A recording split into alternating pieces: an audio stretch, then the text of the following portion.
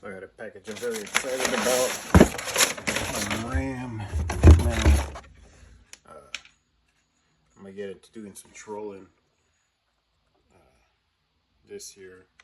And my kayak has the extension arm, it's like 8-inch.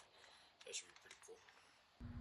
So I came out to my kayak and I think I ended up mounting it here. It has a little thing that tells you which way it points towards the water.